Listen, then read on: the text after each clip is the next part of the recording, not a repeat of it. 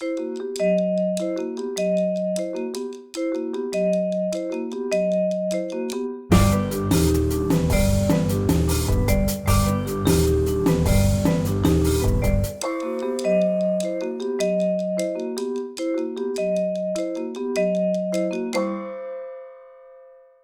would like to rewind the clock a little bit. Yes, of course. And this is André when he was a little bit younger, slightly slimmer.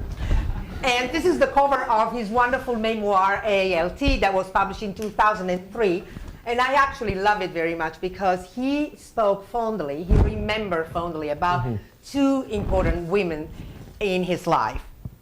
The first one is this lady here, and your lovely That's my lovely grandmother, deceased. She died the same year that Diana Vreeland died, in 1989. And these were the two most important women in my life. My grandmother, I learned everything about style from my grandmother. When I was young, like 8 years old, my grandmother used to comb her hair. She had beautiful hair. And she never washed her hair at home. She always went to the hairdresser once every 2 weeks. And her hair was blue, like Elsie the Wolf's hair. I didn't know that at the time. At 9 years old, I didn't know anything. I had not read about Elsie the Wolf.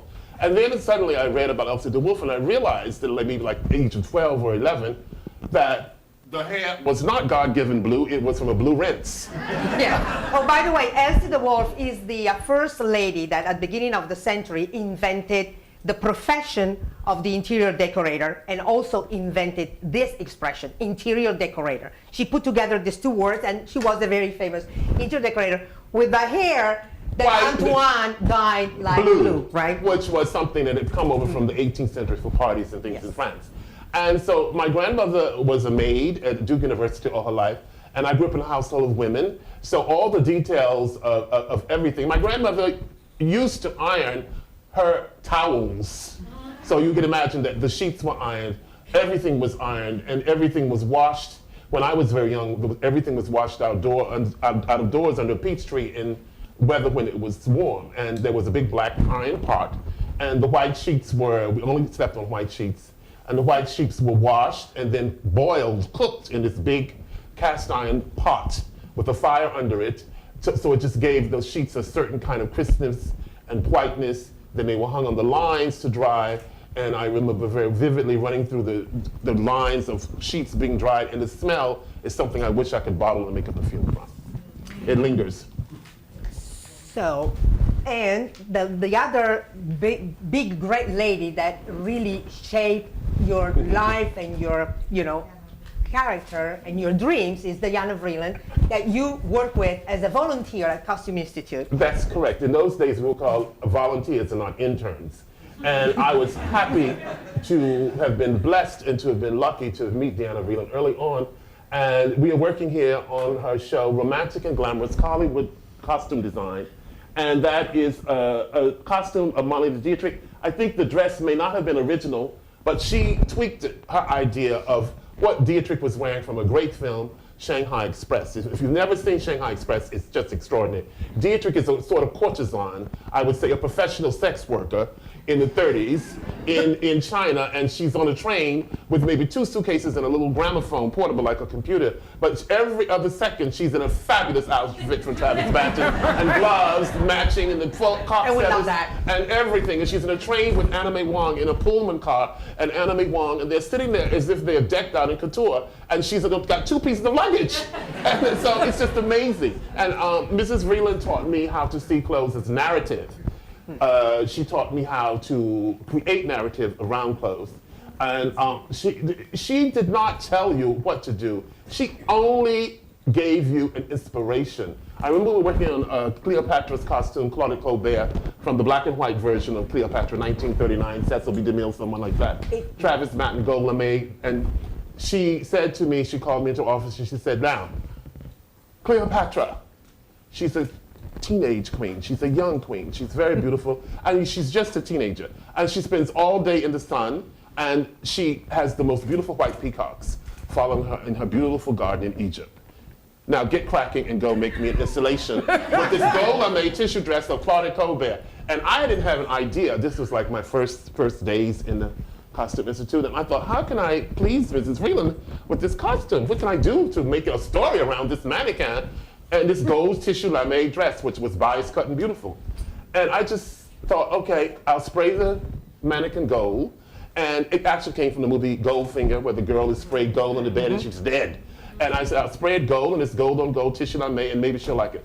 And Mrs. Vreeland had a way of walking. She walked on her heels, as Mr. Coder knows. She walked on her heels like a ballet dancer. She did not like the sound of heels hitting the floor, the marble floor. She didn't like the sound of secretaries in heels clicking. So she would walk like a dancer, very attenuated. And she walked past this gold dress on this gold mannequin that I'd gotten the permission from Stella Blum in the museum to spray paint gold. And she saw it and she loved it. And she called me to her office and she wrote my name on a legal pad, Andre, the helper. And then she said, now you will stay by my side during the rest of the exhibit. And I did. Right. So that was Andre. How skinny was I then? How can I get that back? Yes. What did I do? What is it? I don't know. Are you eating a lot? No, I lost 30 pounds last year. Oh, great. Yes. Are you on a diet? Dr. Charles Passler, who's a great doctor. So, I've been told to answer questions succinctly by my dear friend Grazia. I'm so thrilled to be here. But I've been told to answer my questions in clipped staccato moments so that we get through it. I don't want to look bossy, but so Andre as a volunteer at La Vreeland, and this is Andre With Andy Warhol. when he got his first job, $50 a week, at Andy Warhol's interview. And Bob Colacello, who actually is the author of this photograph, who also is a great writer at Vanity Fair, told me that you were called André the interview. Yes. Because when he used to pick up the phone, instead of saying good morning, he used to say bonjour. Yes. So tell us about your first, experience with Andy at the factory. Yes, during the 70s. That was 75, right? 74, Absolutely, 75. Well, from the romantic and glamorous Hollywood design exhibit of Mrs. Vreeland, of course I got my job at interview because Mrs. Vreeland told Andy Warhol and Fred Hughes, you'll have to have this person in your life. And I was at a party at Halston's house in early January of that year. And at Halston's house in the 70s, there was Martha Graham, Liza Minnelli, Bianca Jagger, Mick Jagger, blah, blah, blah. And Fred Hughes came up to me at this party. It was January. It was very cold. He says, would you come see me in my office next week? And I said, of course. At that time, I was actually being a receptionist at the ASPCA on the Upper West Side. Now, I did not euthanize the dogs, but I did answer the phone. And so I thought, okay, I'll run in and see Mr. Hughes. And I got a job for $50 a week, and I went to work at 12:30 in the afternoon. And I stayed until considerably late. But darling, that's when they went to work at the factory. They did not have professional hours. You stay up all night long, right? Because you had to go to the parties. But the great thing was I was living in the YMCA on 23rd Street, but when I got to work at 12:30, my duties were to go get Andy's lunch at Brown's, the health food store then, I don't think it exists anymore, take the stamp machine to the post office. In those days, you had a stamp machine. And when you did the mail, the post office would recalculate the stamp meter thing. And pick up the telephone and say, receive Mrs. Vreeland and the great, great Shift sisters, Consuelo Crespi, who was a great fashion editor and a friend of Mrs. Vreeland, and her sister Gloria Shift. And these were twins who were fabulous in the 50s or something. And I used to always be invited with Andy to go to every single party every night. I was fed by Andy Warhol because once the factory closed, he would just take the whole factory wherever he was going, and then you'd get your dinner. So who are the celebrities that probably were famous more than 15 minutes that you met in that, in those years? I think of the young from Fürstenberg, that is... Well, absolutely, Diana Fürstenberg and I became very close friends. Also, Fran Lebowitz, who was at the interview, and she just done Metropolitan Life, and she was very, very fabulous to be with. And she used to come to the office, and I used to take her messages, and I couldn't make a mistake. You met fabulous people. You met the young Carolyn and Monica, the wonderful blonde lady, she's now dead. Farrah Fawcett. Farrah Fawcett, yes. And Angels. Because Ryan, all these people come through the factory with Andy and have their Polaroids taken for their portraits. And then, of course, you meet all the fabulous people from Europe, because the Europeans were more interesting to me than Hollywood, because Andy was able to captivate a kind of culture that the Europeans wanted to come and have their portraits commissioned. So whenever the Europeans came, they were far more interesting than the Hollywood people. And I met Carolyn Herrera there, and we became close friends, and she was absolutely the most glamorous thing. I knew who Carolyn Herrera was before I came to New York because she was always in Vogue, photographed in Vogue, at parties, in the most extraordinary, almost Marlene Dietrich look. So you met, Diana Furstenberg, Marlena. I was sent up to the Hotel Pierre to pick up Bianca, to take her to the studio to be photographed. Bianca Jagger. Bianca Jagger. This is before she was on the horse at Studio 54. And the gentleman in between is Steve Rubel from Studio 54. And also, I managed to meet, of course, a dear friend who's remained a friend for life. It's the first time I met Karl Lagerfeld, was at Warhol in May 1975 with Antonio Lopez. Antonio was the guest editor of Interview. He did the Paris edition. And Andy and Fred and Bob said I should interview Mr. Lagerfeld. So Mr. Lagerfeld came into New York in May. He was ensconced with an entourage at the Plaza. And Andy and Antonio and Juan, we all went to the Plaza afternoon one Sunday afternoon to meet Karl Lagerfeld. And it was a big moment in my life. But I was very prepared because I had read everything I could ever read about Karl Lagerfeld. And I did not go in there saying, oh, hi, Karl, the way young people say today, like they knew him. And I went in there and I sat down, and when I started doing the interview, I had done all the important research on all the 18th century, everything I could read, because at that moment Karl was so into the 18th century. Absolutely. Not only the fashion, but the interiors, the paintings. You could not say anything, and Karl Lagerfeld could not snap off history in a sentence about the 18th century. So we did the interview, and Antonio was drawing us as we were talking, and that exists. It was in Antonio's exhibit. It's in books. And I wasn't nervous, and I was never nervous when I was young about those kinds of moments because I was always prepared. I always loved to read, and books were my friends, so reading and researching, Karl was impressed that the knowledge that in my questions, he knew that I'd done my homework. And they were all having tea in the big drawing room in the salon. And at one point after the interview, Karl said, "Come here, darling, come with me in my bedroom." And I thought, uh-oh, what is this all about? But, of course, I gingerly walked into his bedroom, and there were trunks from Goya. He only has Goya trunks. And there were like about 14 trunks for a week's trip. And he was going through the trunks and pulling out things. And he was throwing them at me. Physically, he was throwing, this is for you, this is for you. This will look good on you. Take this, darling. You'll look good in this. And they were all crepe de chine shirts from Hilditch and Key, where he ordered them and designed them in Paris. And those shirts were my uniforms. I would wear them in a day. And when I got my job at Women's Wear Daily in August of 1975, the late, great Carrie Donovan called me over, and I was at an interview having lunch in the big boardroom with Andy and Fred, and it was the very day that Andy and Fred were going to give me a full-time job for $150 a week, and Carrie Donovan said, get over to Women's Wear. They want to interview Marianne McAvoy is going to Paris. And that is, in those days, Women's Wear was on 12th Street, this street, and interview was at 860 Broadway. And I said, they'll never hire me, they'll never get me, they'll never understand me. But I did select my pale peony pink crepe de chine Karl Lagerfeld smock shirt with a 6-foot matching muffler, and I walked into interview, and I was interviewed by June Weir, Etta Froyo, and Michael Cody, Mr. Fairchild on the trip, and 3 days later I started an interview at Women's Wear Daily for $22,000 a year. You love luxury. I love luxury because I learned about luxury at my grandmother. We were very poor. We were not like on welfare, but we believed that luxury must be in the maintenance, as what Diana Vreeland always thought. So as I said, my grandmother and my great-grandmother used to boil the sheets in the summertime. They would boil the sheets in this big black pot. They would build a fire and boil the sheets in hot, hot water. And there was a stick from the peach tree, and they would turn it like witches in the back. And then they would put the sheets on the line to dry. So luxury was in our cleanliness and in the food, because the food was the core thing, especially on Sundays after church and church going. And I first saw luxury in my church. My family church is still there, but just by the women in the church, the sense of protocol in the church. When I was a child, you were not allowed to speak until you were spoken to, and you had to go into church and sit a certain way. You did not go into church and act up. You had to sit and be quiet. And I was always surrounded by extraordinary aunts and young cousins who always had gloves on. There was always a uniform to go into church. You had to wear your best. You had to wear white shirts. You had to wear ties, little navy blue suits. And it was just the way I grew up. And I'm so happy about that, because I think that sense of ritual and tradition has stayed with you.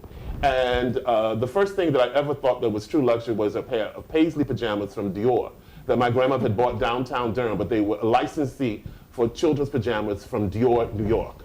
Don't think that I thought they were from Paris, okay, couture.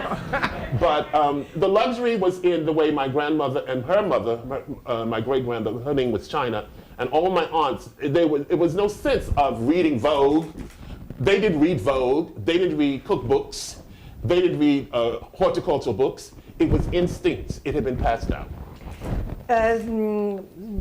Because you mentioned church, and you're actually wearing a lot of crosses Where'd you right find now. that picture?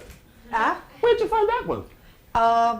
Where did you find the picture? Who is the person who found this photograph? No, you know what? It was in Vanity Fair. It was published in Vanity Fair, right? That is yes. the shirt. That is one of the shirts. Yes, one of the shirts. That is one of the shirts. The collar. overblouse tucked in is one of the shirts. Oh, I'm happy to see that. Okay. I was thinking when you were talking about church, going to church, and now I'm seeing that you are wearing a lot of crosses. Mm-hmm. And is faith important in your life? Very, very. I grew up in the church. I still continue to think that, my faith is what helps me get through the life. One has to soldier on, and challenges are very, very, as you get older, there are more challenges. But I don't go to church as much as I used to. I started going back again this year. And there's just something in church. It could be a song, a prayer. It could be, as Bill Cunningham used to go to church and look at the women's hats. It's just a place where you can find something that's wonderful and reassuring and renewing. We know that you have gazillions of friends in the fashion industry. I mean, you mentioned Carolina Herrera, and Carolina Herrera interestingly pointed out that you can be either a volcano or an iceberg. So my question is, Karl Lagerfeld, you're a very good friend of Oscar de la Renta. So how is it possible to be good friends of people of the fashion industry and yet maintain an integrity as a journalist? I always think, and I think this is really what is part of my success. When I started meeting these people early in my career, they were impressed, as I said, with my preparation and my research and my sense of knowledge. I think you always have to tell young people, you have got to have something. You can't just start talking and chattering and not have something to say. And I do know that Karl was impressed with my sense of having researched the 18th century, and I learned everything that I know about the 18th century, starting with my friendship with Karl Lagerfeld. And then I had these great women in my life, Carrie Donovan and the great Vreeland. Women always gravitated to me, but at the same time, I would go for an interview and I would make friends with these designers because I think they were impressed with that I had something to say, and it was based on knowledge. Knowledge is power, as Rosalind Russell said in Auntie Mae. And I always relied on their power to get me through. And I think that's why I've kept a friendship with Karl, because he can't be bored. You can't just have a conversation with Karl and not have something to say that's steeped in knowledge, history, art, culture, music, pop, whatever, gossip. It has got to have a base of something special. And Karl Lagerfeld is probably the most multitasking fashion designer that I ever met. I mean, he is a wonderful... Is this thing making bad vibrations, this mic? I think so, right? Can I take it off? Can you hear me without having this thing? Do you think that... Because I feel like I'm in a road show. Right. And it's kind of annoying. I don't know. It's annoying. Well, And it's me also? No, it's only you, André. Because I'm moving around. I know. I'm still. Okay. Okay, now it's time to talk about the Annas. The what? The Annas. Anna Wintour? No. Anna Piaggi? Yes. Oh. And Anna Fendi. Anna Fendi, no. Anna Piaggi. Anna Piaggi was a wonderful, visionary, eccentric, and dear friend. Also, yes. And thank you, darling. That's great. better. Thank you. Fashion journalist who worked for Vogue until she died in 2012. And André is photographed by Avedon. With her is the lady on the right, and next to André there is Polly Mellon and John Fairchild of Fairchild Publication. No, that's Regis Feldman of El Decor, darling. It's not Fairchild. That's not Fairchild. It's John Fairchild. It's not. Well, whatever. Whatever. Okay, let me just tell you. What do you want? Anna Piaggi. Anna Piaggi. I met her through Karl because she was a great muse and inspiration to Karl. And I was working then as the bureau chief of Women's Wear Daily and W in Paris, where I went, I think, January 1977, because yes, I arrived in Paris with 13 pieces of unmatched luggage. And some of the things I would do is I would propose interviews, and one was Anna Piaggi, and I went to Milan and met her. And we became friends, and she was fascinating because she'd been a journalist way back in the 50s when she wore twin sets and tweed skirts. Absolutely. And then she found herself with Karl in this wonderful world of fairy, fantasy, dressing like the English eccentrics did, like Ottilie Morrow, and her wardrobe, as you know, was legendary. It was always vintage, authentic couture, Poiret 1910, Chanel. She would wear a Chanel gold lame jacket with an apron from McDonald's. Absolutely, And yes. she had the most extraordinary hats. And there was recently this extraordinary exhibit in Milan. In Milan, yes. Stephen Jones And organized Stephen it. Jones, and it was just Of her brilliant. hats. It was brilliant. And Anna and Karl, I will give you one example of Anna Piaggi. When Paloma Picasso got married in whatever date. 78. I got to Paris in 77 then. And Paloma had this extraordinary wedding. For a day, she was dressed by Yves Saint Laurent in couture, and at night, she was dressed by Karl Lagerfeld. And her wedding ensemble had a red blouse, and the hat had red feathers because red was the favorite color.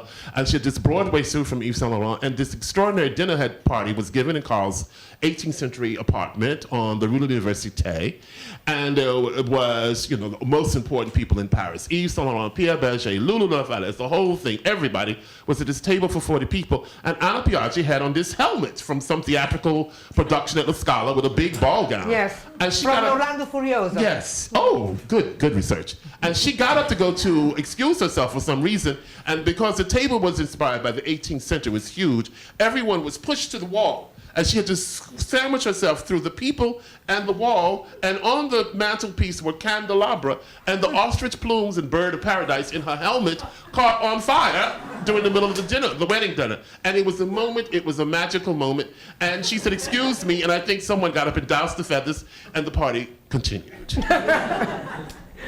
And Anna also edited a very avant-garde magazine called Vanity, and was very avant-garde. Was in the early 80s because she used illustrations more than photography. And you did, with Antonio Lopez again, this wonderful portrait of Paloma Picasso. And here's Paloma Picasso. She's now been married. She's had the most extraordinary wedding, fashion society wedding.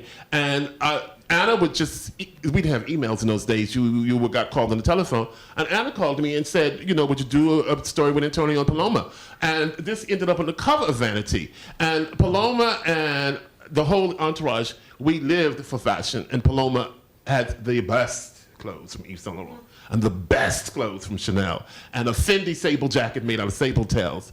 And she just had the greatest style. She still does. And she worked at Tiffany, and she is one of the daughters of Pablo Picasso. So everything about her was magical. We found this Fez hat in the bottom of a store that no longer exists, but it was on Park Avenue, and it was a shoe store. It was a famous shoe store. Madame, someone in his room knows. The famous shoe store. It was I very still chic. remember, but Whatever. It was the store where you went, and Paloma was allowed to go downstairs in the basement and buy the old vintage things from the 60s that this lady had in her store. It'll come to me. And that lady had in the basement a pair of silver lame boots that went above the knee, and we found this Fez. So we put her jewelry on the Fez. We had all her Saint Laurent couture dresses, and this was a great moment working with Antonio and Juan in the studio. And Paloma started sitting for the portrait at 2, and we were still sitting there at 2 a.m. in the morning. And she didn't ask me to do a story on Emilio Pucci, and Mr. Pucci was alive. I had not met Mr. Pucci, and I got a call from Mr. Pucci. He would love the story. Then we did Antonio doing Charles James dresses, which are now next week. And Antonio was the person who took me to the Chelsea Hotel, and I met Charles James through Antonio and Juan. And I would go to church in Harlem on Sunday mornings and get out of church at 2 and come downtown and meet Antonio and Juan at the Chelsea Hotel. And we would sit there all night and watch Mr. James do fittings and bitch. And at the same time, he was brilliant. And I know the New York Times the other day said that it was gel in his hair, but I saw it running and I thought it was boot polish, whatever. He would also greet you in his skivvies, in his underwear, But it wasn't to be pornographic. It was hot and the air conditioning was running and the underwear were clean. And you would sit there all day and he would tell you these stories and regale you with the stories of the good old days. And then Antonio or Juan would have young boys who had very small waists coming off the street, Latin boys, Latin American boys, and he would put the clothes on the boys, the Charles James skirts, because they had the waist to fit these clothes, and Antonio would draw these things. And it was like, it was a moment, and I did it several times. It was a fabulous time to live, to be able to go and sit in Charles James' series of rooms in the Chelsea Hotel with a beagle hound that was always had an infection in his ears. And Charles James would sit there and tell you every single thing that is now going to be revealed in the fabulous show that Mr. Corder is doing next week, Monday, Beyond Fashion at the Met. But I know Are Mr. you James. going? Yes, of course I have to go, darling. Yes. And what are you going to wear? Are you gonna We have be been straight required by Madame Winter to wear Yes. white tie this year. I have been told, it has been rumored that Mr. Ralph Lauren has made 67 new white tie outfits for men at his store. I will be wearing a white tie designed for me, especially by Ralph Lauren for this occasion, with special shoes designed by Mr. Ralph Lauren for this occasion. And my Russian orders, I have real Russian orders, a Russian order. I bought them at La Vieille Russie. This is not from Fred Leighton. They are mine. They're in a safe. And I'm pulling them out to wear on this white tie. Okay. But Sorry. I want to say something about Mr. James. Mr. James is a great person to talk about in fashion because truly it was unique what he did, what he created. His engineering, his sense of just quality and the people who knew him. There was a great article in the Times, I think it was last Thursday, by Elaine Louis, correct? Yes. That was an extraordinary article. And you just went there and he just talked and talked and talked and talked. And then he would suddenly put out a picture of Cecil Beaton taking of his wife. And then he had 2 children. And then he would take another picture of Cecil Beaton. And if he wrote you a letter, I remember sitting at my desk in women's wear and a letter was delivered to me by Charles James by hand. And it was the size of this screen. It packed, taped together in pieces of paper. It was like some great piece of artwork. And I have that letter somewhere in a box at home. And now, Paloma. no. Oh, Anna. yes. And the Costume Institute, by the way, of the Costume Institute of the Metropolitan Museum of Art is going to be rebranded and renamed after Anna Wintour. So, you study You look working. like brothers and sisters. Yeah, you look alike. Yeah, I very like this serious. picture. But Yes. it's like a brother and a sister, right? Surrogation of lost at birth or something. I love the picture. Yes, that's good. How pleasant. Thank you. Okay, sure. You actually started working with La Mrs. Wintour, not when she edited Vogue, but before that, in 1983, when she was the creative director. So Yes. do you remember the first interview that you had with her? Okay. It's a long time kind of I remember everything, relationship. darling. Listen, I remember everything. I'm like an elephant. So, Anna Wintour, I was working with Andy Warhol. No, I left Andy Warhol, but we still were close friends, and we'd go out to parties from time to time. Occasionally, we'd go to a party. And Anna was then at New York Magazine, where she made her beginning. She was very important in being creative director in New York, and she was at this party, and she was already known. Everyone talked about Anna Wintour before she got to Vogue. And Andy and I were at this party, and Andy was extraordinary because he just was genuine, and he would say, "Oh, Andre, go over there and say hello to Anna Wintour. You know she's fabulous." I said, "She doesn't even know who I am. She wouldn't even know who I am. She wouldn't even look at me. I'm not going over there to say hello to her and stare me down. Oh, she would love you. Oh, go over there. Oh, no, I'm not going." So then I got a call to go see Grace Mirabella at Vogue, who was then the editor-in-chief. And I got that call through Alex Lieberman's office. And I went up to see Grace Mirabella, kind of cold, but warm at the same time. And then I passed by Anna Wintour's office, but I didn't go in, and she wasn't invited into my interview. But I was living on Astor Place then, one Astor Place, and I took the subway home. And when I got home, there was a handwritten note already delivered from Anna Wintour saying, "Oh, I hope you'll come into work at Vogue, welcome." And that I remembered. And then Anna Wintour got married. Yes. And she had her wedding in her townhouse. And it was on a weekday when people were at work at Vogue. I was stunned that I was even invited to the wedding, and I was already working there. because I assumed it was a small, intimate wedding, and it was. It's about 40, maybe 50, 60 people. I So don't you know. were the only one from the office? No, darling, let me finish. Okay. I know you're bossy. So, there is the Anna Wintour wedding on a weekday. And what does one do? One pulls out one's best suit from Hudson of Savile Row. One goes to work, the wedding is in mid-afternoon, and then one leaves. And as I left to go to the wedding, I just assumed the whole office was coming. I assumed there would be Alexander Lieberman, Polly Mellon, Grace Mirabella, the ta-ta-ta, the pa-ta-tu, and the pula-loo, and the loop-a-loo. And I get to the wedding, and the only other people from the office are myself and Laurie Schechter, and I think Isabella Blow, who was also her assistant at the time. And I looked around at the wedding, and I thought, well, where's Mr. Lieberman? And where's Grace Mirabella? And I was so impressed that from the Vogue floor that there were just 3 people, maybe 2. Maybe Isabella wasn't there, I'm not sure. But Laurie Schechter was. Mm-hmm. And as she left to go on her honeymoon, she went upstairs to change. She had a trousseau. She had a beautiful white Chanel dress that Joan Juliet Buck had helped her select in Paris. And then she had this beautiful blue and white silk skirt and shirt. And she came down the steps, and you know, tradition is for the brides to throw the flowers at the people, the attendants, the women in the audience, so they'll be the next to get married. And this is the first intimate moment I ever had with Anna Wintour. As she's going down the steps, she has this bouquet, and instead of throwing it, she thrusts it in my chest. Like that? Yeah, and I think she just wanted to get rid of it. But the good thing was I went back to the office at 4:30, and they all were, how was it? Polly Mellon, how was it? And I said, well, I got the bouquet. What is the biggest misconception about Anna Wintour? There are many misconceptions about Anna Wintour. Of course, she is the most powerful person in fashion today. I just sent her an email this afternoon, and this is what the email said in pink. The drones and worker bees are all over town working for the queen. Now, nobody's laughing because the Met is happening on Monday, and you know, people have to be fitted, shoes have to be thought about, jewels have to be chosen. So I'm still very much a part of that process. And I just wrote it in pink thinking that, you know, we are the worker bees for the queen. You know, in a beehive, there's a queen and there are all these bees around who do everything, correct?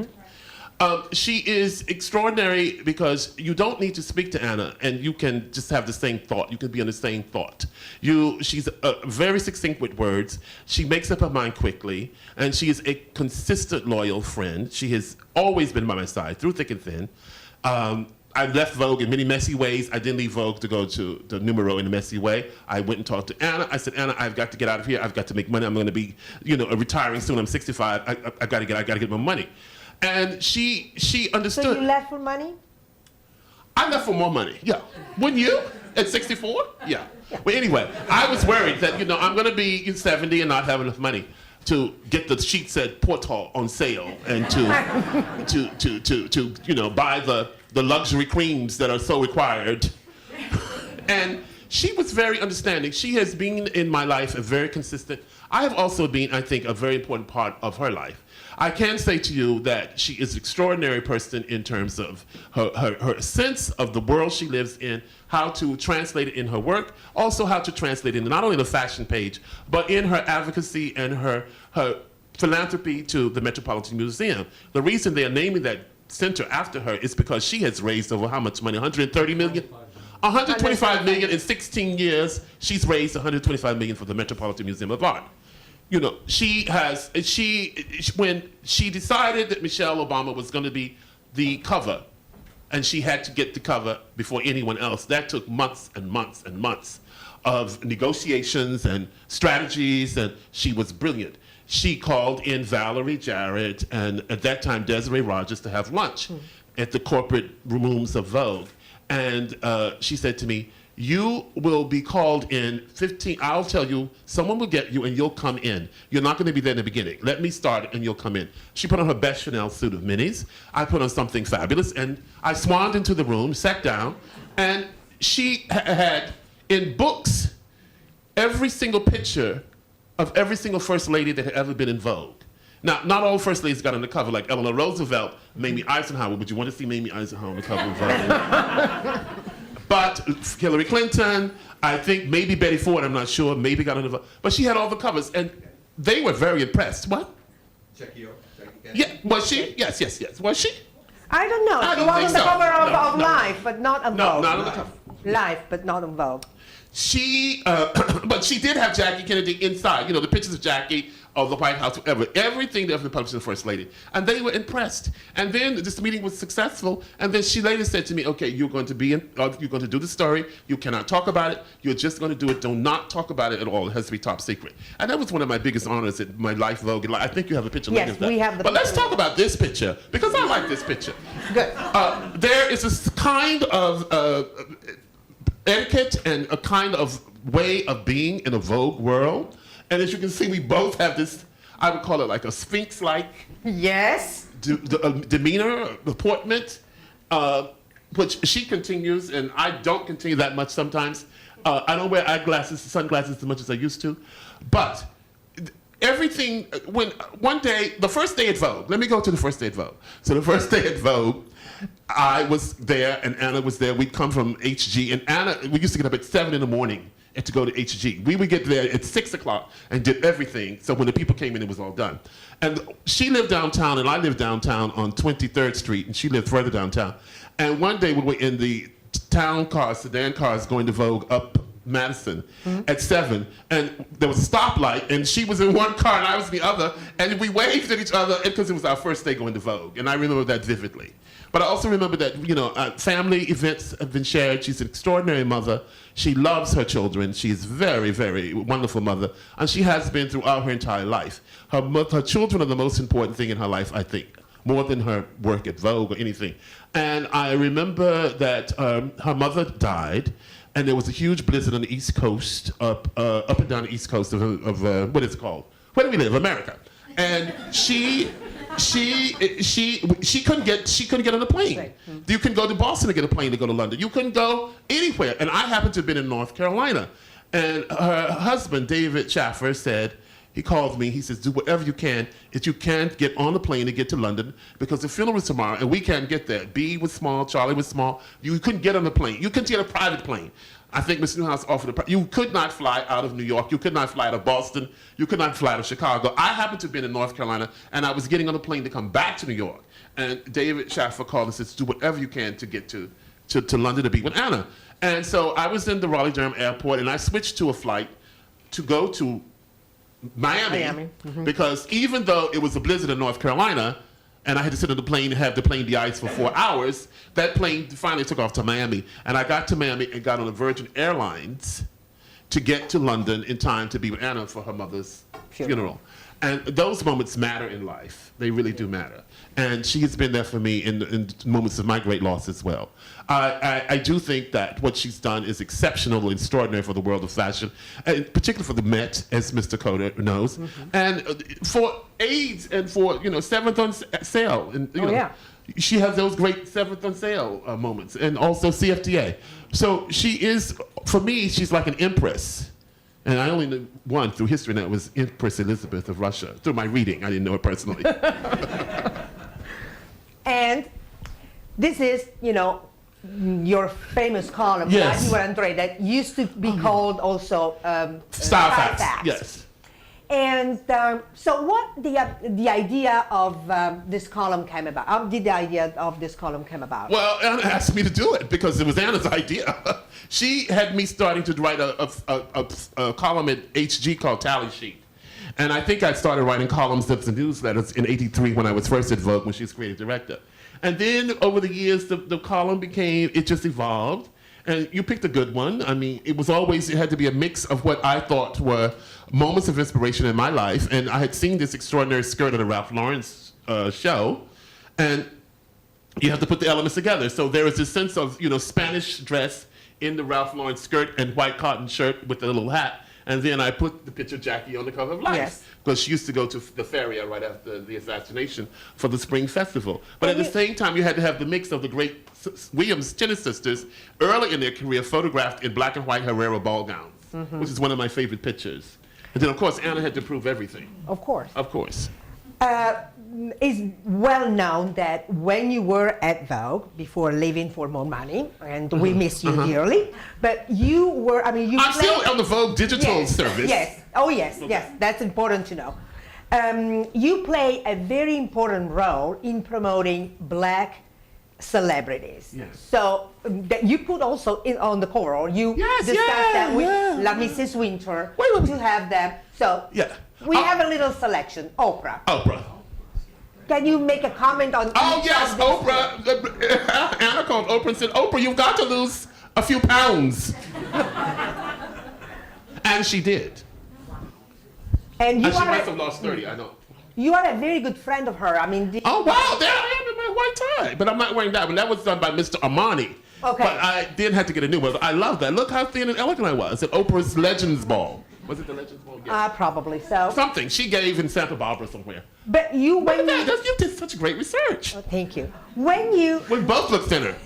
When you, yes. You know, when you're black, you have to eat. You've brought up, and the wealth in your family is food. The wealth in your family is food. So emotional eating is very important. I grew up where you did not leave a scrap on your plate. And my grandmother made me my own pan of biscuits every Sunday morning that's there for me, not to mention for the biscuits for the dinner. And you had to have, cakes were cooked in Thanksgiving and then put on the cheesecloth and poured with liquor and dried apples to be cut at Christmas. So Oprah and I remember those moments of the great childhood memories of the fabulous food. And for a long time, I associated love with the food that I remembered at my grandmother's table, which I've learned not to do. Chocolate cake is poison. I had nothing to do with this Beyonce cover, nothing. But I was thrilled when she was on it. I had a lot to do with this cover, and I'm very proud because this happened just by accident. Someone said to me early that year of Dreamgirls, "Oh, come to a screening of Dreamgirls on the Upper West Side." And of course I knew the play, and I thought, okay, I'll go, why not? I went into a screening of Dreamgirls, and in a big theater, multiplex, and the people, every time Jennifer Hudson stopped singing a song, they were clapping like they were at a concert in Carnegie Hall. And this is a movie house. The people just roared, and there was thunderous clapping. And so that was my first screening, and throughout that entire season, I went to a total of 11 screenings, ending on Christmas Day at the Ziegfeld Theater. I gave up lunch with Lee Radziwill to go to the screening to see the response of the people to Jennifer Hudson in Dreamgirls. And they were still screaming, and they were acting like they were at a football or soccer game. And every time I go to a screening, I go back and email Madame. Now we have emails at this point. And I wouldn't go in here and say, Jennifer Hudson's been on the cover. I would just say, the people are just in love with this girl, and this is extraordinary. Every time I go to a screening, and then I was going to screenings in small rooms like this, big rooms, they would clap, cheer, applaud, or cry. And finally, Anna decided she would be on the March cover, which is one of the most powerful covers. And she said, "Do you think that she's going to win the Golden Globes?" And she did. And then she won the Oscars for Best Supporting Actress. And in December of that year, when she was nominated for the Globes, she was in New York. We had lunch at Michael's, and she said, "I want you to help me get dressed for the season." And at 6:30 that night, we were in a car. She was on her way to the airport, and I took her to Brooklyn to the townhouse of Taglia. Come on, the name. Costello Tagliapietra. Say it again. Costello Tagliapietra. Yes, it's two boys with two fabulous bulldogs. Costello Tagliapietra, who live in a railroad apartment. You can eat off the floor. It's just so clean. And I said, well, maybe you like this jersey. So she went there, and she was very polite, but I didn't think she liked them. And then I had sketches in my hand from Oscar de la Renta. I had the sketches in my hand. And we were on our way to the airport, and we're under a street lamp like Marlene Dietrich, out there in Brooklyn. And I pulled out the sketches, and I said, and she said, "It's this one." And it was a chocolate brown jersey dress with a gold snakeskin bolero in snakeskin that Oscar had shown the bolero with the dress, and she said, "It's that one." And then I had some other sketches from Vera Wang for the Golden Globes. And then we went to Vera Wang's before the Globe. She came back and she said, "I want my dress to look like a princess." And of course she was big then, she had not lost the weight, and Vera put her in navy blue, and she loved the dress so much she said, "I'm going to frame it and have it on my wall." And she loved the Oscar dress until Patricia Pasteur intervened from California, Miss Stylist, and someone badmouthed the golden bolero and decided that the bolero was inappropriate. So she did go down the red carpet with the bolero on, but when she got up to get the award on stage, she did not have the bolero on anymore, which I totally understand. I was in the audience. It was hot. It was in line, and she probably was perspiring in it. But then no one told me that when she was going to the Vanity Fair party, she would be in a stunning, stunning Roberto Cavalli dress, which I totally approved of. But Miss Patricia Pasteur was backstabbing my Vogue thing.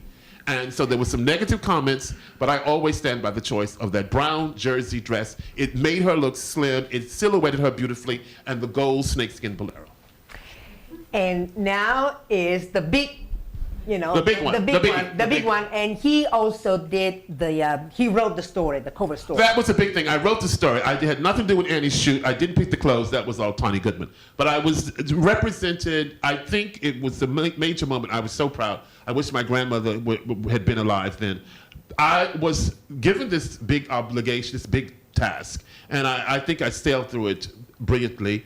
I had met Michelle Obama when she was the senator's wife in Oprah's house at that party where you see me in a white tie in Santa Barbara.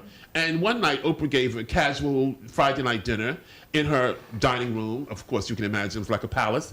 And she seated me next to Michelle Obama, who was then a senator's wife from the Senate of the United States. And we were talking, and she said, I didn't think she knew who I was. And I said, well, you were so extraordinary looking at the convention on the television when you were standing on the side, and Barack gave that famous first speech. And she said to me, well, I know who you are. And I was so taken aback that Michelle Obama would know who I was. But to make a long story short, we had to go to D.C. to do the interview, and the photographs were taken in the fabulous Hay Adams Hotel because the Obamas had not moved into the White House. This is before the inaugural. And I went down, and of course I wore a fabulous navy blue suit, white shirt, and she was so impressed. She said, oh my God, you look so great. And I did the interview and sailed out of there. And then around the inaugural time, I was, of course, coming to Washington, to D.C. for the inaugural. I didn't know where my seats were because I had not been invited by the White House, but I knew we were going to the inaugural, and I was going to the inaugural with Dionne von Furstenberg, whom I've known for 35, 40 years. And I called Dionne on the phone, and I said, take out every single fur, every diamond bracelet, every dress you ever thought that you possibly want to wear to the inaugural, and I will do the same. I'll pull out every fur, every sable, anything. And we went to the inaugural. But I got to be lucky because I took a car from my house in White Plains at 4 in the morning to Philadelphia on the Saturday before the inaugural to be on this train that President Obama wanted to commemorate his inaugural, the same kind of train that Abraham Lincoln had taken from Philadelphia to D.C. And it would stop along the way, and he'd go in the back of the train and wave at the people on the route. And I was going on a train. I was permitted to go on a train from the White House. And of course, I must have had maybe 8 Vuitton suitcases. And I said, well, I'm not going to get on a train with 8 Vuitton suitcases. So I hired this driver to drive me in a car from my house to the train station in Philadelphia. And I sent him on to D.C. with the luggage. So I wouldn't show up on the train with all this luggage. And I was sitting there waiting to go on the train in a room like this we were sitting. And then they were telling people who were the journalists, there was a journalist's car, and then there was private cars, 2 cars for the Obama family and their friends. But I happened to have met one of her friends in Chicago when I went to Chicago for 3 weeks to work on the campaign in the Chicago headquarters, where I'd sit on the phone lines from 8 in the morning to 8 at night. And I was still on the phone lines the night that he was elected. I was the first person that morning, and I was the last person to leave to go to the park in Chicago when he was nominated for president the first time. So I am sitting next to one of her best friends, and she said hi, she remembered me. And I didn't have a conversation, and all of a sudden, we're supposed to go to the train. So I'm going down to the train, and I'm walking next to her, and she says, come with me, just follow me. This is one of Michelle's best friends. And she takes me into the family car. Not the car where Mr. Obama and Michelle were, but the car for the friends from Chicago. And she says, just sit there. Mm. And I sat there, and then the high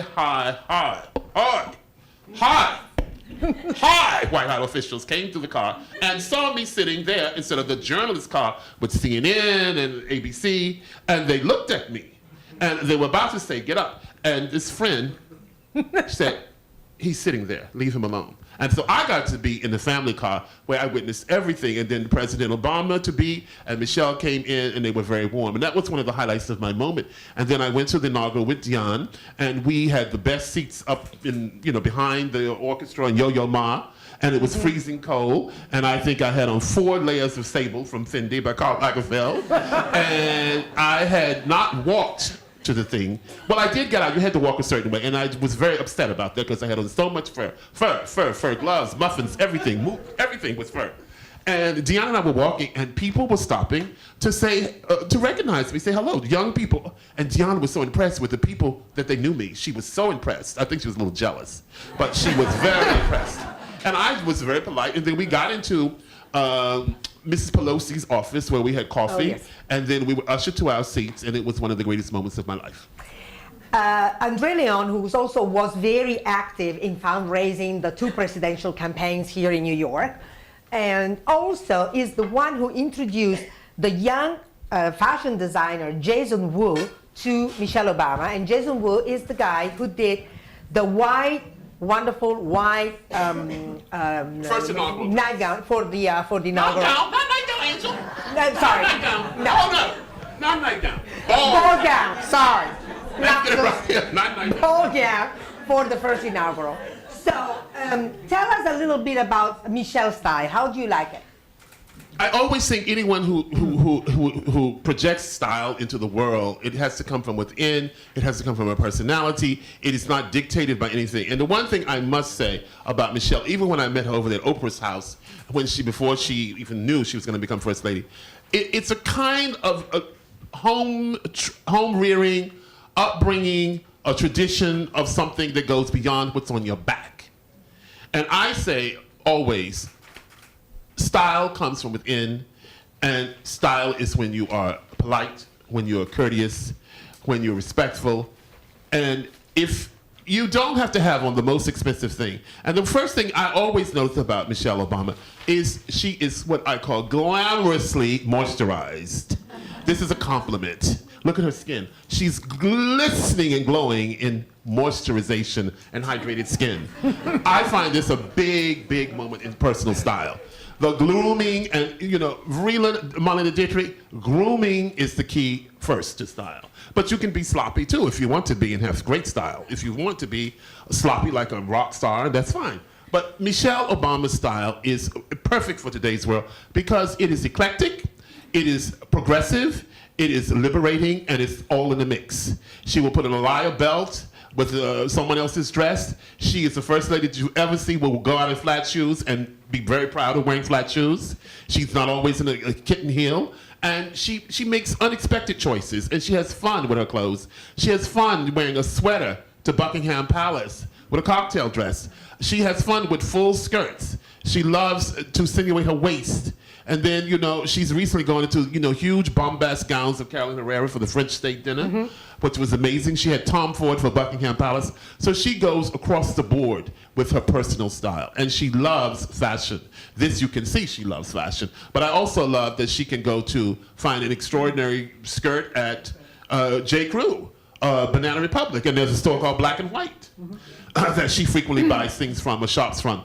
And so her style is what people are today. I just was at a party last night with Pharrell, and I must say, it's amazing how he interprets fashion. There he is in a pair of cut-off jeans and a T-shirt of his own from Uniqlo, and this hat, a fedora last night, a cardigan sweater. He's reinterpreting Chanel for men. He had his own version of a Chanel cardigan. You remember the Chanel made twin sets? Sure. He had jewels, he had pearls with the jeans, and pearls and chains and emeralds and rubies, and I was like, oh my God, how you are reinterpreting Chanel with the pearls? And then he gently pulled me aside and said, it's all real. I had it remade. So all his Chanel necklaces, if they're CCs, they're diamonds, they're emerald settings, they're sapphires and things. So this is great style because it's making him happy. Style has to make you happy at first. You have to please yourself. And as long as you please yourself, everything is fine. Okay, from celebrities to top models. Yes. I mean, André with Tyra Banks, during the American Next Top Model. Tell us... Why did you pick that picture? What? Why did you pick that picture? Because I like it. It's unflattering. Anyway, let me tell you, I love Tyra Banks from the beginning. When she was 16, she was in Paris, and she came to Paris to model, and she used to model at Saint Laurent, and I used to be backstage, because I can I can also find the fashion moment backstage as well as front row. I have very often sat backstage with the designers throughout the entire show, and I still get the message. And I used to love to be backstage at Yves Saint Laurent and Karl Lagerfeld, because those two our masters. Although Mr. Saint Laurent's dead, Hedy Slimane is doing a great job. And you can get the moment and the inspiration and the electric quality of the moment backstage as well as front. And I will never forget Tyra Banks when she was 16, backstage, standing in line like a church mouse, so quiet to go out on stage on Yves Saint Laurent. And her mother moved to Paris with her. Her mother wanted to make sure that she didn't get in any trouble. No baby mama for her mother. And she moved up her entire life and moved to Paris to make sure that Tyra had a career. And I think that's what makes Tyra. Tyra is an extraordinary businesswoman. She is taking Top Model to, it's like a franchise. She must be so rich. And Oh, yes. so rich. And Tyra also recently finished a degree at Harvard, or was it Yale, an MBA that she had never gone to college, and they allowed her in this program to get this certificate. She would leave Top Model and when out of season and go in Harvard, and she lived in a dorm room. And so she is a great entrepreneurial woman, and she's been extraordinary for all women and young girls. And once you're on TV, you can go anywhere, and they'll say, even today, oh, aren't you that guy? Oh, yeah, Top Model. So, you know, get your own TV moment. Your favorite top models, at least 3. And why? Linda Evangelista, who is absolutely one of the greatest models that ever lived. Yes, I agree. She was a chameleon. She could transform herself. She would show up in Paris one season with red hair, and then she'd come back platinum blonde the next season. And it's just, she could transform herself into any mood that she wanted. And then there was, of course, the late, great Naomi Sims, one of the first African-American models of another generation, who was one of the most beautiful women I have ever seen. And she was one of the first African-American women to be in a Bell-Tel television commercial in a pink Bill Blass outfit. And I was still living in my grandmother's house, and this stuck out in my mind. This is like 1971. And then she got on the cover of Life, Naomi Sims. She was always in Vogue. She was an extraordinary, sophisticated woman. She just paved the way for a lot. And then the most, and she is living, incredible model to me is Pat Cleveland. But Pat Cleveland, who is 63 years old. I recently did a cover with Tom Ford for Numero with Pat Cleveland. And working with Pat Cleveland is like an out-of-body experience. Pat Cleveland is just a spirit of some otherworldly. She's a reincarnation of Queens, Josephine Baker, hilarious comedians. The way she moves. The way she moves. She dances, and then you are on the set waiting for her to come to the set to be photographed. And I remember she was in the back of me. I selected the clothes. This is last December. And she's in the back of me, and the music is playing, but I feel her presence because she's already dancing and spinning back in the dressing room. So by the time she gets to the set, you have an explosion that you're in awe, because it takes no more than 3 minutes and you've got the most extraordinary picture. Now, she was at the famous legendary Versailles show in 1973 when the Americans, 5 American designers and the French designers had this fabulous show in Versailles to raise money for Versailles. And it was the black tie thing, it was the queens of society, Princess Grace, and Halston, Oscar Lorenta, Anne Klein, Bill Blass, and Stephen Burrs, the first African-American designer. And he was unexpected. Stephen was just coming up. And I looked at last night to talk about this, because last night at 12 o'clock, I started looking at this documentary on Versailles to be able to tell and to think about this. And they are people saying that Pat Cleveland is backstage in the Royal Theater spinning and spinning and spinning before she even hits the stage, and they're afraid she's going to go to the edge of the stage, spin off the stage into the orchestra pit. And this is in the documentary, and it sounds incredible. And of course, when she got to the stage, she stopped spinning perfectly, and she did not fall into the orchestra pit. She is magical. She is an inspiration. She gives so much energy and light, and she must have so many fabulous stories. Karl Lagerfeld, Halston, everyone's been inspired by her. Karl Lagerfeld, I mean, before I met Karl Lagerfeld, Antonio was drawing Pat Cleveland in Paris for Chloe. She is amazing. She is 63 years old, going on 22, and of great inspiration. You mentioned before Numero Russia. Why you left Numero Russia? Are there any Russians in here? Before I don't want to insult anyone. How long have you been in America? Forever. Good. I took the job in Russia because it was presented to me as it was going to be a golden opportunity to express myself, and I do call it my therapeutic play plan for a year. I got to have Tom Ford photograph Pat Cleveland and a naked black man on the cover of Numero Russia. Now, Tom Ford had this idea, and Tom Ford, you know, is a genius, and Tom Ford is steeped in the 70s and the culture. So, of course, when I sent the cover from New York by email, I sent the cover with the black man naked and Pat Cleveland alone, and I decided I'm going to see which cover the Russians are going to pick. Of course, the one with the naked man is stronger. And they, of course, said that we were publishing the one with the naked man. 2 weeks after that, they say, no Russian newsstands will put a naked man on the cover. We can't run this cover in Russia, but we can run the cover in Europe, so we'll have 2 different covers. So this was the beginning of the end. I'd already decided to leave, not because it wasn't the money was good, but you cannot have a working relationship with the Russians. They are impossible to work with. It's not one thing, it's that there is a culture. It must come from the 16th century and Ivan the Terrible. The culture is the women are like Duck Dynasty, which is the worst thing I could think of, Duck Dynasty. The men are okay, but the women in an office are impossible. They are impossible. And they are tough, and I love Russian culture. I used to love to go to St. Petersburg. I've been to Russia 6 times. I love to go to the museums. I love to go to the Kremlin and look at Catherine the Great's clothes, the coaches, the boots, Peter the Great's boots. The ermines, the furs, the china, the porcelains, the paintings, the whole thing. But when you work with them, it is impossible. I left and I did 3 issues for free because I did the February issue with Francesco Carazzoni, a Prada cover. I did the March cover with Tom Ford and Pat Cleveland, and I did the April cover with Francesco again because it just wasn't worth it. You cannot work with people that make you feel small, that make you feel that you were not up to speed for what they think, and they didn't know what they wanted. They were out in the woods, but they were just very, very, very strange people. Deceptive, never paying the invoices. Oh dear, no. And the gay situation in Russia is terrible. You think they're homophobic? The civil rights in Russia, I mean, I was turned on to this by an article in GQ last November, and Rachel Maddow. Rachel Maddow did once an extraordinary segment on one of her nightly shows on MSNBC, and I was sitting in my house alone, and my mouth was open. I was in awe. And I said to myself, I don't want to work for people like this if they don't have the rights for the gay people. You know, gay people are so threatened that some of them are trying to leave Russia. Apparently there are laws being made that they can go into the house of someone they suspect is gay and has adopted a child, and they can take the child away. And so that was also, it helped me make my decision, and I do not regret it at all. It was made this year, I think in March.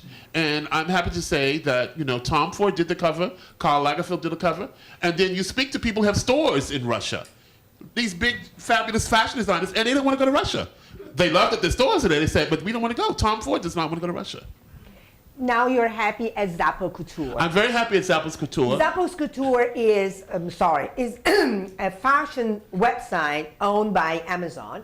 Yes. And André is the new artistic director there. So you went, I mean, you have to talk about your internet adventure. And he's also the author of a ZC, which is my special pages. Yeah, and a magazine, an online magazine. And here you see, my muse of the month is Rachel Maddow. I live for Rachel Maddow, okay? I worship at the altar of Rachel Maddow. I consider her a friend. She sends me a Christmas gift. I send her birthday gifts. We never see each other because she's too busy. But everything that Rachel Maddow does is unique. She has broken through the glass ceiling for a journalist.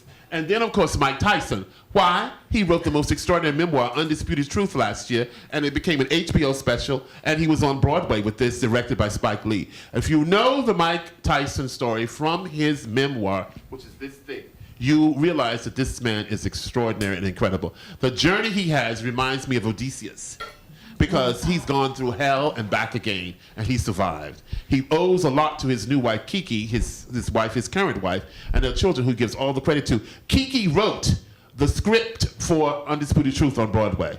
And Mike is an angel. Underneath all of this is an angel. I'll tell you some stories like, he was bullied when he was young. You have to read the book to find out. But he also, his mother was a drug addict and died on the street. And he wanted to honor his mother. This may sound morbid to you, but I totally understand it. He wanted to honor his mother and respect her. And she had been dead for a long time. And he had her exhumed when he had money and put in a finer coffin.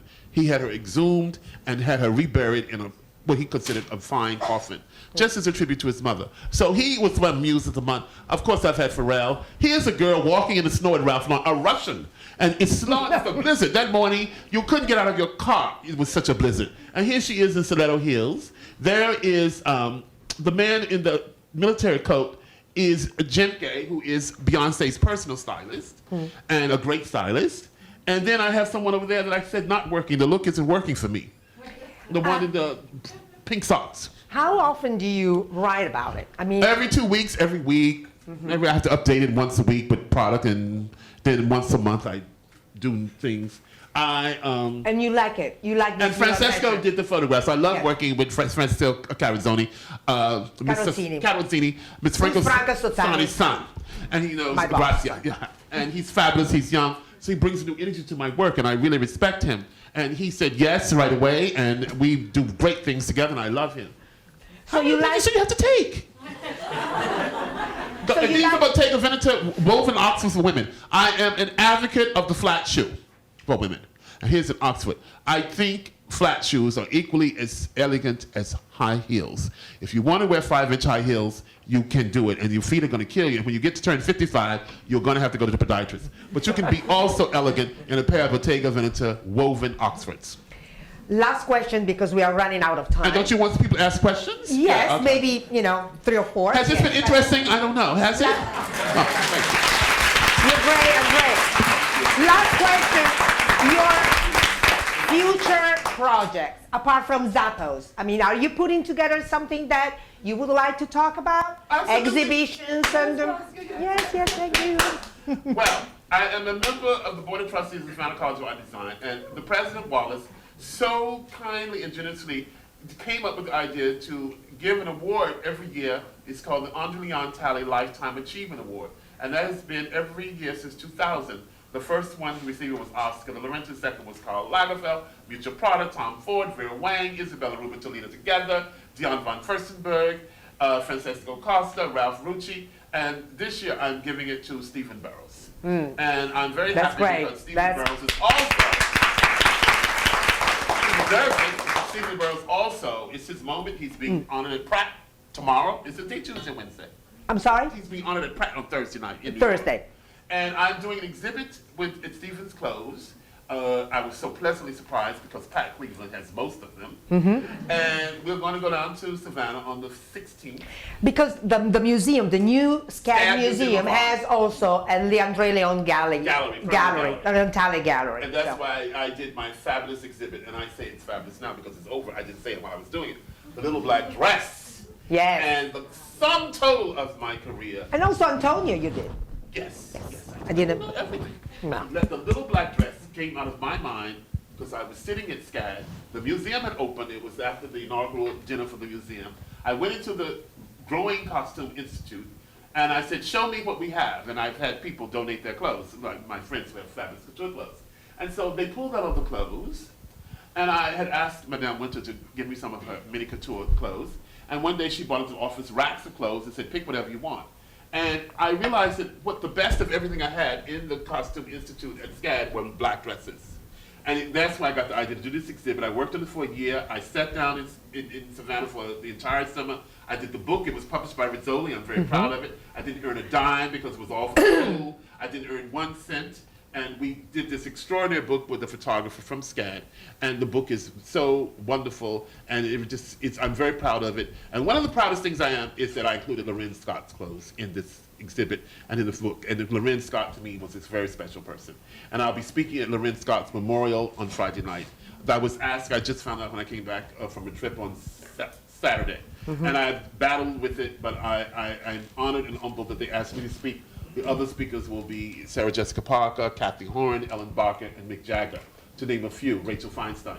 It took a long time for me to grip, to come to terms, but I love Loren, and I miss her, and it was a moment that impacted me, and Loren was extraordinary. No one ever saw that coming. People mourn her to this day. And it's funny, I was in church on the Sunday before she committed suicide, and I was thinking of her all day in church, all day. I have to email her, And then I thought, I can't email her because she hasn't emailed me since February the 18th. Will I be intrusive? Will she answer the email? And she used to answer emails like that. Snap, you email her, snap, but right back. And I just thought, I was thinking of her at church, during church, before and after, and I did email her, and I did regret that terribly. But in the book, The Little Black Dress, are two of Loren Scott's fabulous dresses, iconic dresses, and the SCAD shipped the entire exhibit to Paris, and it was at the Mona Bismarck Foundation all summer last summer. It was in the Mona Bismarck. Mona Bismarck was the most extraordinary woman who dressed in Balenciaga, and she had this townhouse that's now a foundation. And I had the Little Black Dress show in there, sponsored by SCAD, at the Mona Bismarck Foundation, and it was really successful. I expected the French to be really nasty about it, but the highest moment is when Susie Minkes went back to the show after the couture and wrote the most extraordinary story in the Herald Review. It took up a whole page. And that's it. Thank you, André. Thank you very much.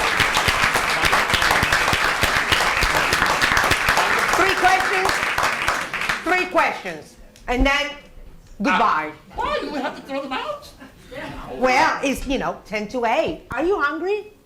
No, I am. Ask as many questions as you want. Well, go get a pizza. No, can't throw the people out. So, question. Yes. So, thank you, Andre. You are such an inspiration Thank you. to someone an aspiring designer such as myself.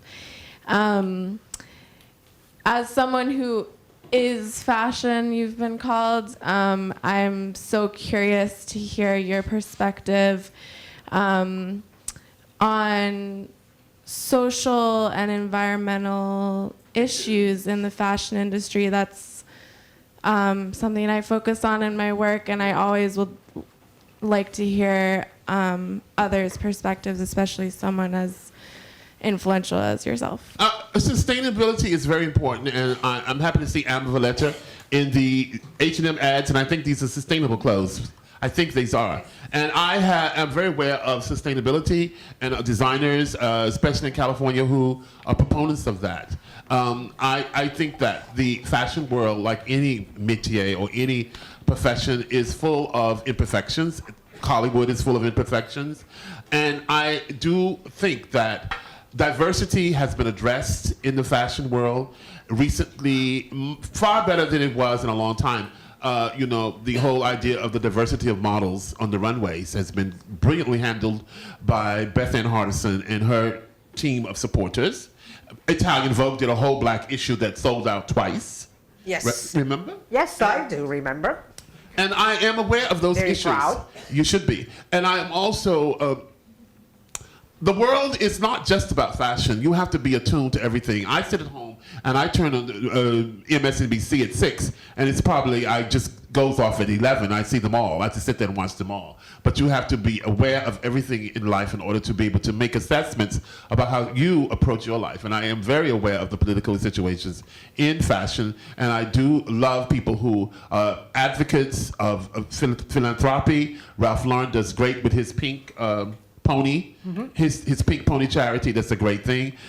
Tommy Hilfiger, Kenneth Cole, Amphar, is all very important. Thank you. You're welcome.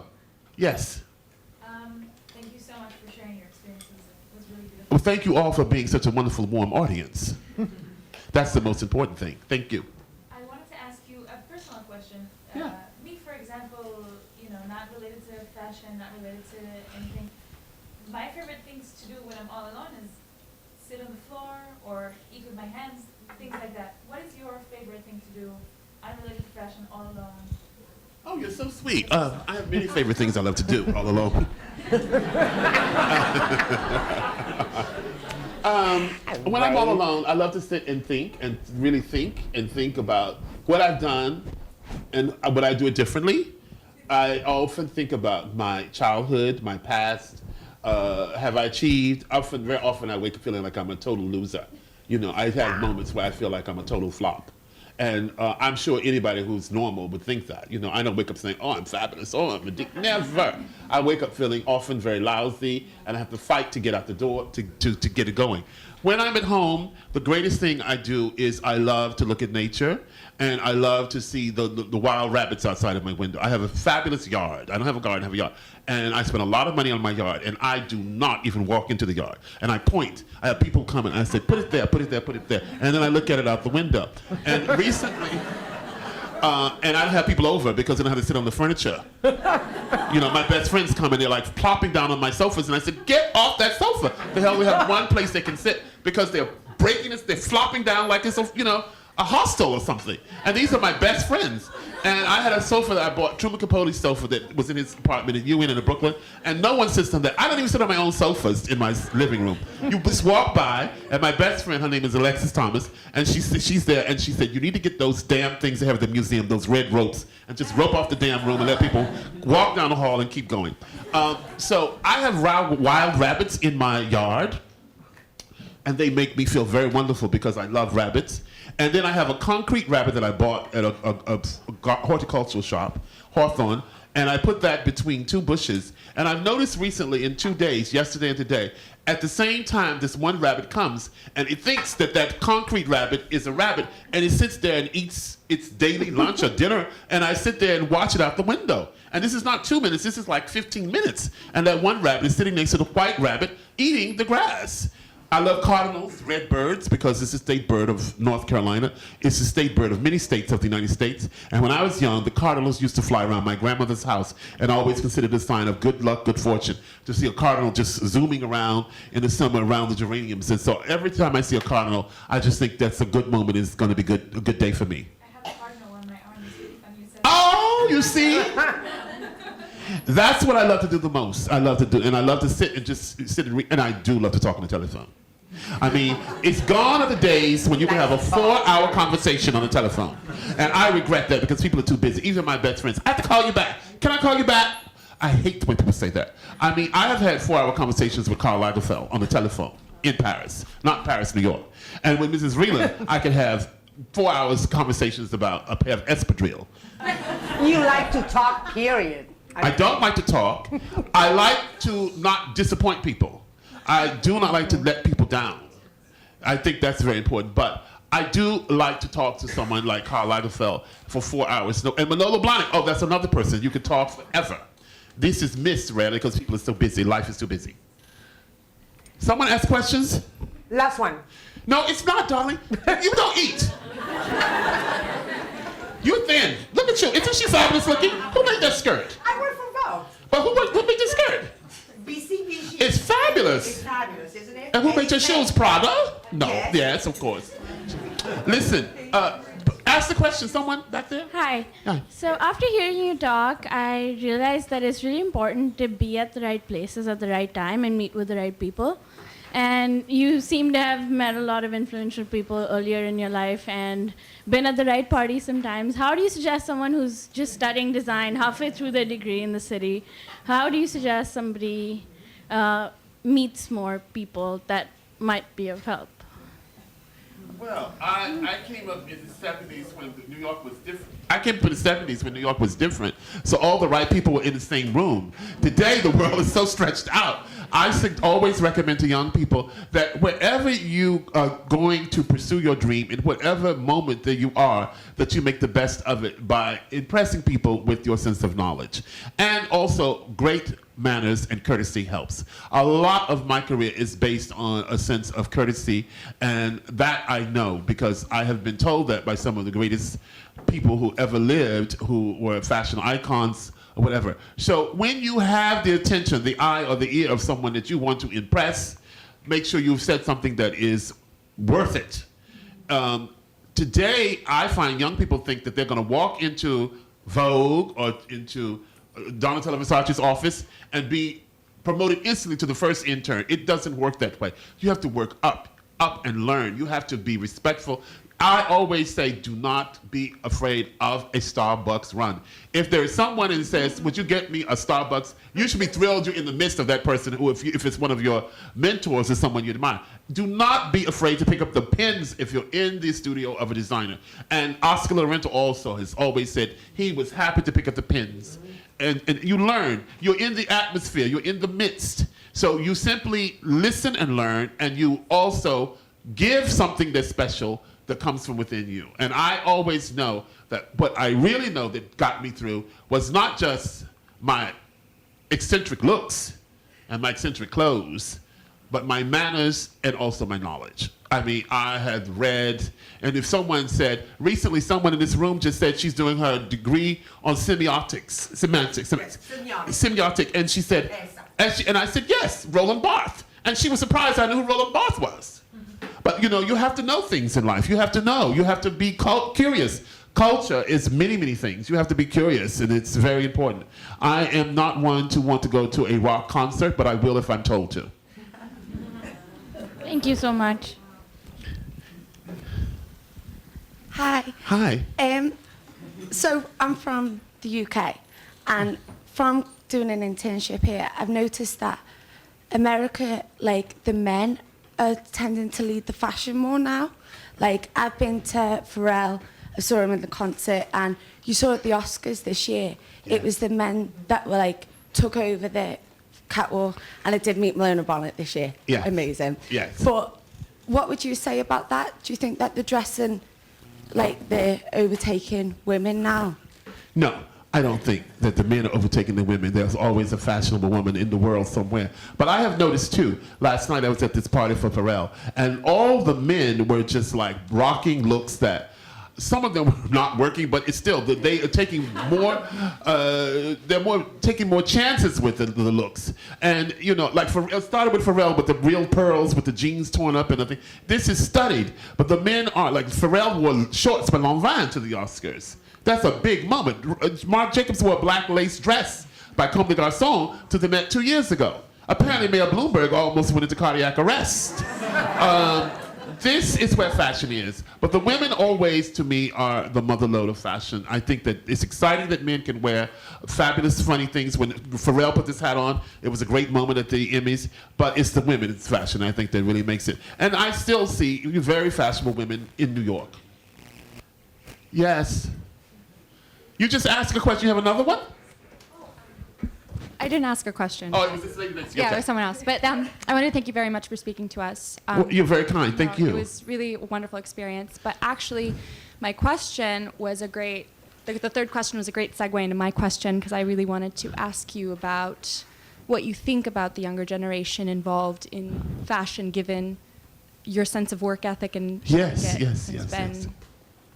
I identify greatly with that. And I think they're great young designers and great potential young designers, absolutely. There's always someone who's going to be there who's going to have something unique and special you can look at. My favorite collection in New York this year was Public School. Those two guys, Maxwell and Dow, you know, the two diverse cultures meeting together, and they did women's clothes for the first time, and they got the Vogue Fund Award. They are amazing, and they had the most extraordinary clothes for men and women in their show. That's one sign. You know, there's always Sophie Taillé. She's not up and coming. She's been around, but Sophie Taillé's clothes are exceptionally unique. She's apprenticed at Italia, which is one of the greatest places you could ever even to be able to walk into a dinner at Italia, which this one knows is just like a privilege. And Sophie Taillé's collection to me was astoundingly rich and beautiful, complex and sophisticated. So there's always somewhere around the corner a new Marc Jacobs. I can't tell you which one it is, but there's always the up and coming generation. Sophie Taillé also is one of Michelle Obama's favorites. Yes, yes. The clothes, I recommend you get to look at Sophie Taillé's clothes. They are fabulous. Absolutely. For women of many ages, sizes, and inspirational hues. You know, it's no longer you have to dress a certain way. Does it answer your question? Yeah, I love Nicholas Kirkwood, the shoe designer. But for me, the only shoe designer is Manolo Blahnik, okay? He's like my brother missing at birth. But I love Nicholas Kirkwood for what he has done with his career. But I always say it's impossible to think that people are comfortable in those shoes. Those shoes are sculpture. I don't believe that they're comfortable. Oh, you see? They're works of art. But he's a lovely man. Very. Very. I love you in a trench coat, and you sat there all night in it. I love that. I really hope Manolo will come soon, probably. Oh, we'll help him. Yes, we'll get him here. Yes. Yes. In the beige trench. I know, in the beige trench. Yes. Well, thank you for your energy. Thank you. You are such a great force. Darling, listen, it takes a lot to get me up here to talk, okay? Well, it's been great. I did this because this is a wonderful lady, too. She's He's a always been. wonderful guy. She is He's superb. wonderful. She's a superb person. Always. So it's a joy for me to come. Well, thank you to both of you because Thank it's you. been No, thank you. great and very invigorating. I wanted to ask you a very cliche question. Yes. But I'm curious what you both think is the future of fashion. Well, we both think what? The future of fashion. Oh, no, future fashion is strong, darling. There's always going to be fashion. As long as you have to get up. What do you think it is? Where do you think is it going to go into the wearable technology, into self-production? It's going to go to everywhere, every facet that you think it should go. It's going to be exciting on that facet. It's going to be exciting in sustainability. It's going to be exciting at couture level. It's going to be exciting in exhibits in museums. It's going to be exciting on the red carpet. It's going to be exciting on television in Downton Abbey, Mad Men. I mean, those are fashion moments of fabulousness on TV. But my favorite show that I recommend, I sit at home on Sunday nights and I cry. Every single episode of Call the Midwife brings me to tears. It is. It's not about the craft of midwifery. It's a story about tenderness and bonding and friendship. When those midwives get in their rooms and they're like having drinks, or they're sharing, or it's just the most amazing script. I love to Call the Midwife. So fashion will always exist. It always has, it always will. I agree. Yes, I don't have a question, but I have a very childish request. You want me to sign a Vogue? You know what? I went through my closet. Oh, you're so funny. Yes. Oh, It's yeah. my favorite issue, and there's a wonderful Kenor ad with Okay. Evangelista. And I So said, it's perfect. Where's the photographer? Are you here? Get there. You'll be trying to cover.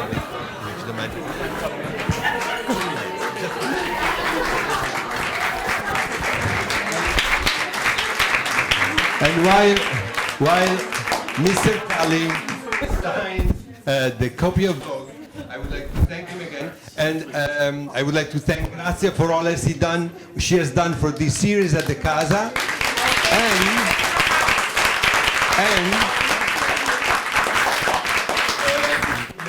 both Mr. Talley and Grazia mentioning that in the audience we have the fortune of having with us Mr. Harold Coda, who is the curator in charge of the Costume Institute. And our first guest. And he was the first guest of our series of Dressing Style.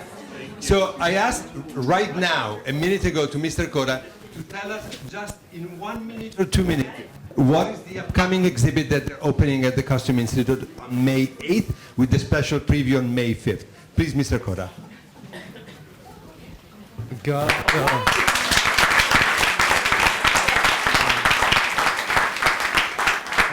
Thank you very much for giving me this opportunity. This really is a hard act to follow. I think of me as literally a coda to all of this. The Costume Institute is presenting in 2 separate galleries downstairs at the Anna Wintour Costume Center, which is the name of our new facility. It's only because of Anna that we've been able to do this massive renovation and refixturing of the galleries down in the space. So I think you'll all be very, very interested to see what we're able to do down there. And upstairs in Special Exhibitions Gallery, we've split up the work of Charles James, which André had the privilege of meeting. I had, in the mid-1970s, I was working as an intern at the Costume Institute for Mrs. Vreeland, but in the conservation area. And I remember that Mr. James came through twice. And both times, I was told by the conservators and the very social ladies who were working in the conservation area, hide, because if he talks to you, you'll lose your afternoon.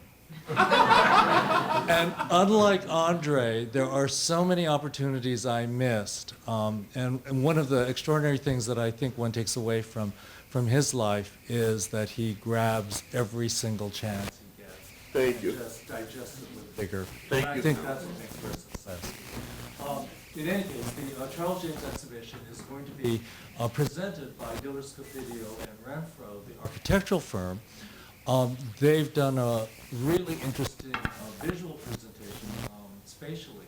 But what's more important is they've developed all of the digital media for the exhibition. One of the interesting things about Charles James for me has always been not what the clothing looks like, because one can mistake a ball gown by James for a Dior or a Fath, maybe a Balenciaga. But it's only when you understand the actual construction of these works that you understand his real independent thinking and genius.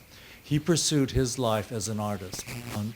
Unfortunately for him, it was artistry where the medium was fashion, and he was not a real fashion designer in the sense that he never cared about the commercial enterprise. And so he had a very disappointing trajectory in terms of his life, but in terms of his creative output, it is unrivaled. And we're thrilled that with the Brooklyn Museum collection, the collections that were given to the Costume Institute over the years, that we have a complete survey of his work from the 1920s all the way to the 1950s. And it's pretty marvelous. So please come. We open on the 8th.